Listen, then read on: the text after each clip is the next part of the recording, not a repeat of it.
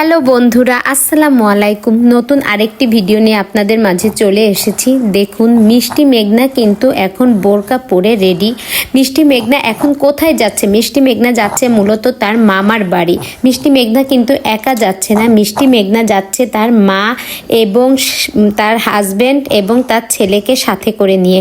মোটামুটি তারা সবাই যাচ্ছে তার মামা বাড়ি। মিষ্টি মেঘলার মামা বলেছে যে তাকে না দেখে যেন মেঘনা কিছুতেই শ্বশুরবাড়ি না যায়।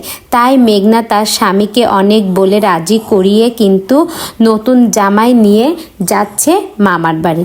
তো মেঘনার বলাতে মেঘনার স্বামী তো অনেক খুশি, সেও কিন্তু যেতে রাজি।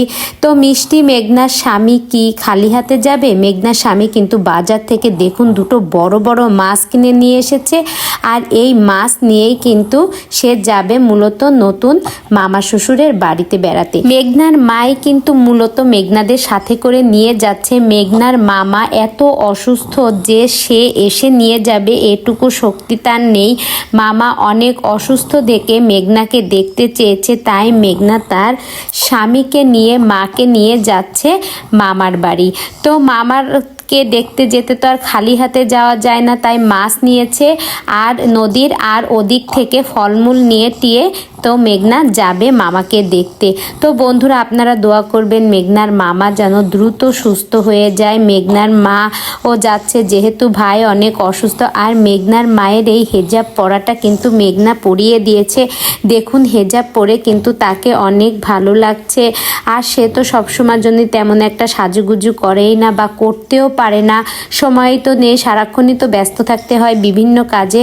তো আজকে হেজাব পরে কিন্তু তাকে ভালোই লাগছে, আর এই হেজাবটা কিন্তু মেঘনা পরিয়ে দিয়েছে।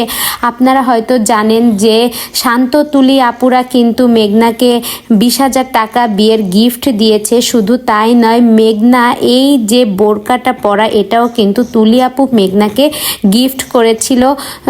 তুলি আপু কিন্তু এই বোরকাটা কিনে এনে মেঘনাকে পরিয়ে দিয়েছে। আর মেঘনার মায়ের গায়ে যে বোরকাটা দেখছেন এটা কিন্তু মেঘনা নিজে সাথে গিয়ে কিনে দিয়েছে। তো বন্ধুরা, এই ভিডিওটি সম্পর্কে আপনাদের মূল্যবান মতামত কমেন্ট বক্সে জানাবেন। আর ভিডিওটি যদি আপনাদের কাছে ভালো লেগে থাকে তাহলে একটা লাইক করে আমার পাশেই থাকবেন। তো মিষ্টি মেঘনার মামা যাতে সুস্থ হয়ে যায় দ্রুত, আপনারা একটু তার জন্য দোয়া করবেন। ধন্যবাদ।